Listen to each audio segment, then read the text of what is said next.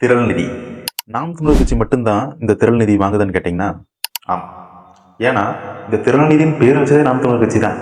மற்ற கட்சிகளுக்கெல்லாம் இதுக்கு கட்சி நிதி, அதாவது பார்ட்டி ஃபண்டு அப்படின்னு வேற ஒரு பெயர் இருக்கு. போன சட்டசபையிலேயே முதலமைச்சர் அவர்கள் இந்த பார்ட்டி ஃபண்ட் அப்படிங்கிற ஒரு வார்த்தை எடுத்தோன்னே எதிர்கட்சி தலைவரும் சரி, எதிர்கட்சியில் உட்காந்துட்டு சரி எல்லாம் கூச்சலிட ஆரம்பிச்சிருப்பாங்க. ஏன்னா பொதுவாக அரசியல் நடத்துறதுக்காக மக்கள்கிட்ட இருந்து அந்த அரசியல் கட்சிகள் வாங்குறது தான் இந்த கட்சி நிதி, அதாவது திரள் நிதி. ஆனால் சில அரசியல் கட்சிகள் மக்கள் கொடுக்கறதா சொல்லிட்டு அவங்க கிட்ட இருக்கிற கருப்பு பணத்தையே வெள்ளை பணமாக மாத்துறதுக்கான ஒரு சின்ன திருட்டு தான் இந்த பார்ட்டி ஃபண்ட் அப்படிங்கிறது, அந்த கட்சி நிதி அப்படிங்கிறது. நிறைய கட்சிகள் இதை பண்ணிட்டு தான் இருக்கு. எங்கிட்ட அது ஆதரவுபூர்வமாக காட்டுறதுக்கு ஆதாரங்கள் இல்லை. அதனால இது பொய்யான குற்றச்சாட்டாக கேட்டிங்கன்னா கிடையாது, இது உண்மையான குற்றச்சாட்டு. ஆனால் ஆதாரங்கள் இல்லை அப்படிங்கிறத இந்த நேரத்தில் நான் ஒத்துக்கிறேன்.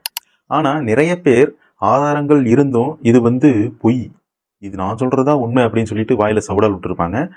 இல்லை வக்கீலுக்கு பிடிச்ச வாயாடிகள், அவங்க வார்த்தையை யாரும் நம்பணுங்கிற அவசியம் கிடையாது. உண்மை எதுவோ அதை மட்டும் நம்புங்க. திருட்டு திமுக, அதாவது தமிழ்நாட்டை சேர்ந்த திராவிட முன்னேற்ற கழகம், அவங்களே அதிகாரப்பூர்வமாக நாங்கள் இவ்வளவு பார்ட்டி ஃபண்ட் வசூல் பண்ணியிருக்கிறோம், அதாவது கட்சி நிதியாக கலெக்ட் பண்ணியிருக்கிறோம்னு சொல்லிட்டு ஒரு 300 கோடியே கணக்கு கட்டுறாங்க 2026 எலெக்ஷனில்.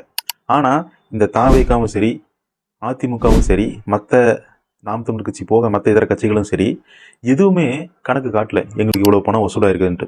ஆனால் தாவேகா கட்சியினுடைய திரள் நிதி, அதாவது இந்த கட்சி நிதி எவ்வளவு வசூல் பண்ணியிருக்காங்க அப்படிங்கிறத நாம் தேர்தல் ஆணையத்தின் மூலியமா பார்த்துக்கிறோம்.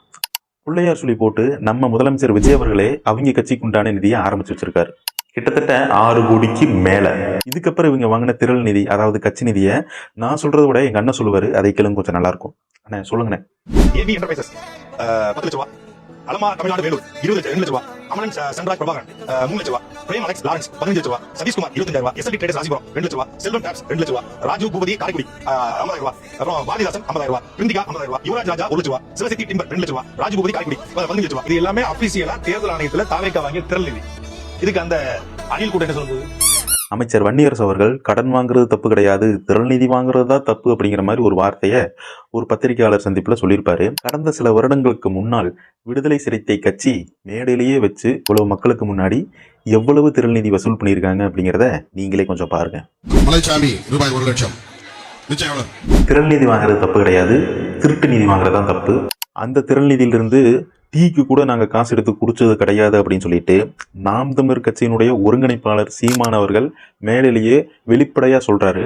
ஆனால் அவர் வெளிப்படையாக சொல்கிற அந்த உண்மை எங்களுக்கு தேவை கிடையாது, இவர் இந்த திரள்நிதியை வச்சு தான் காரு பங்களா நல்லா வாங்கி செட்டில் ஆகிட்டு இருக்காருன்னு பொய்ய பரப்புறீங்க பார்த்தீங்களா? அதுதான்டா தாங்கிக்க முடியல. உங்களை நினச்சா விரட்டி விரட்டி வெளுக்க தோணுது.